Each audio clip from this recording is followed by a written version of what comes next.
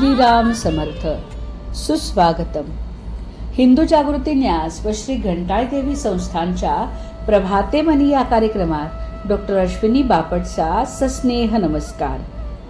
श्री ब्रह्मचैतन्य महाराज गोंदवलेकर प्रवचने. 15 जून. मी फक्त एका नामातच आहे. मनुष्य कितीही मोठा असला, उत्तम पुराण आणि प्रवचन सांगणारा जरी असला तरी तो जर नामात राहत नसेल किंवा त्याच्या संगतीत परमेश्वराचे प्रेम लागत नसेल तर तो कदापिही संत म्हणून समजला जाणार नाही. संतांचे नातेवाईक संत असतातच असे नव्हे. आपण नोकरी केली तर आपला मुलगा नोकरी करीलच असे काही नाही. तसेच जो भगवंताचा आहे त्याचा मुलगा भगवंताचा असेलच असे नाही. संत जरी झाला तरी त्याने 4 माणसासारखेच वागावे. काहीतरी वागणे हे संतांचे वागणे नव्हे. अत्यंत निर्भयता हा संतांचा पहिला गुण होय. कारण सर्व ठिकाणी मीच आहे ही भावना झाल्यावर भयाचे कारणच उरत नाही.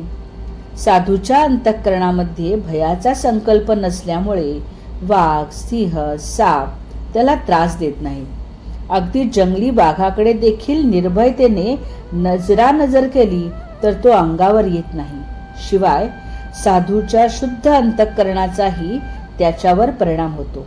अशा रीतीने संतांच्या अंतःकरणाची प्राणीमात्रांना सुद्धा जाणीव असते. अशा संतांचा सहवास मिळणे ही फार भाग्याची गोष्ट आहे. परमेश्वराचे प्रेम लागणे किंवा सतत मुखात नाम येणे हेच संतांच्या संगतीत राहून साधायचे असते. संतांची अखंड संगत नामानेच ठेवता येईल. जेथे नाम आहे तेथे संतांचा सहवास आहे. तुकाराम महाराजांसारखे संत सुद्धा देवापाशी मागताना तुझा विसर न पडावा हेच मागतात. तसेच रामदास स्वामी देवाला म्हणतात, तुझा योग म्हणजे तुझा सहवास नित्य मला घडू दे. योग असणे म्हणजे दुसरे काही नसून मन जेव्हा अनुसंधानापासून अलिप्त होऊन इतर विचारात भरकटते तेव्हा त्याला आवरून परत अनुसंधानात लावणे हीच योगशक्ती. हुकूम कितीही कडक असे ना का, परंतु त्याच्या खाली जर सही नसेल तर त्या हुकमाला महत्व नाही. साहेबाच्या सहीच्या कागदाला महत्व आहे. नाम हे सर्व साधनात सहीसारखे आहे. एका मुलाला अत्यंत राग येत असे. रागाच्या भरात तो आपले डोके आपटून घे.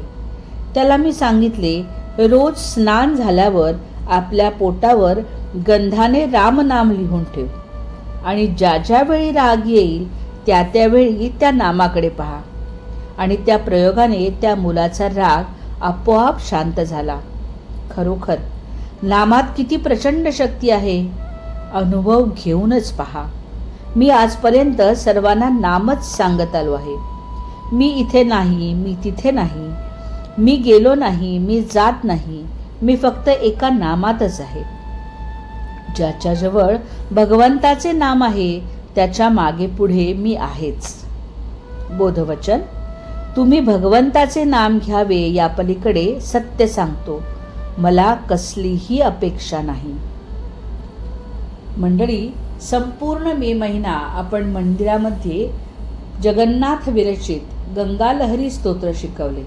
सध्या मंदिरामध्ये गंगा दशहराचे विविध कार्यक्रम चालू आहेत. आपणही आवर्जून या कार्यक्रमांना उपस्थित राहावे. मंडळी, रामरायाचे आणि श्री घंटाळी देवीचे आशीर्वाद आपल्या कुटुंबावर अक्षय राहोत. जानकी जीवन स्मरण. जय जय श्रीराम.